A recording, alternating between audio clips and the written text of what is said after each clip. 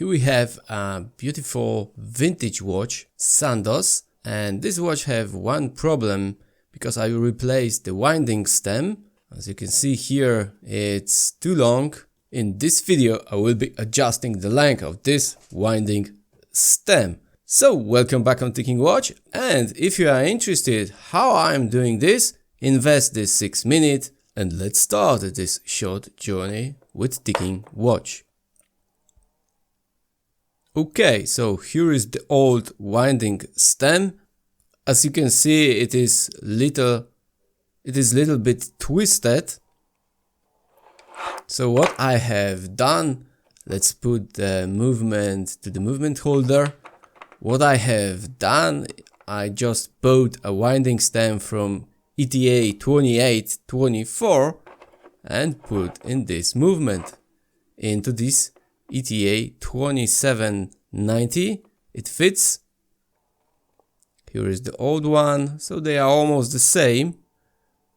I'm not really sure, maybe it should be so twisted, I don't know, I just replace it. Now we have the movement inside the watch case, and I will have to now figure out how much I have to cut from this winding stem. So I'm installing it back to the movement. Here is the ring. I'm not sure if this ring is an original piece, but anyway, have to come in. So is this watch. So I become it. And now the length. We have here about 4 millimeter.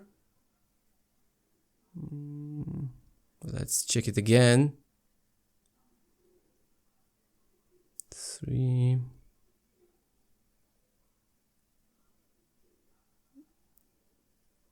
Okay, let's agree this is the right length. So 3.3. So let's remove the winding stem.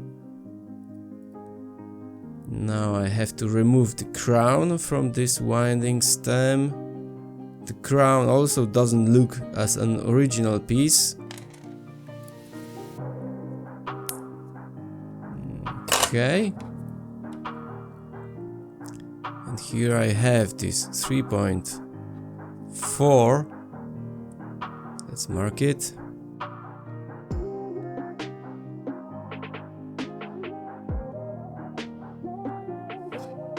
And using these pincers, I will cut this 3.4 millimeter of this winding stem.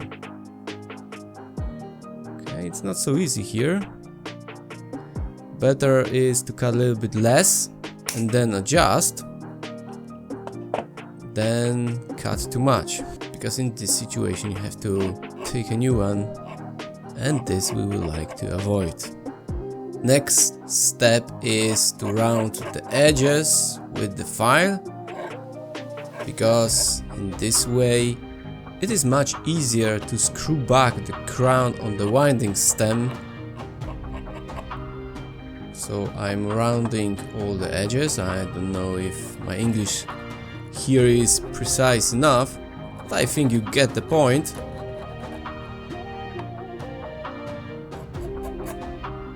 And of course, after that you have to clean.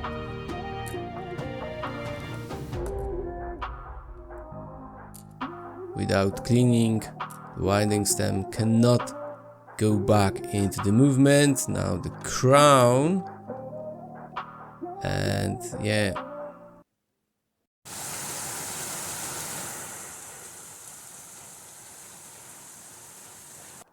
Later I will use a glue to fix the crown with the winding stem. And now let's check if the length is correct here.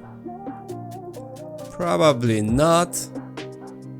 In most cases, after 2 or 3 adjustments, I get right length. And here is, yeah, too long. It's still too long. So after repeating all the steps that you saw before, now the second try, second attempt. Okay, now.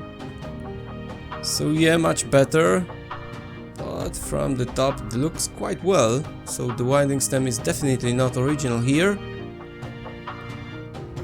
But I don't have a different one. Let's make some tests. Second position.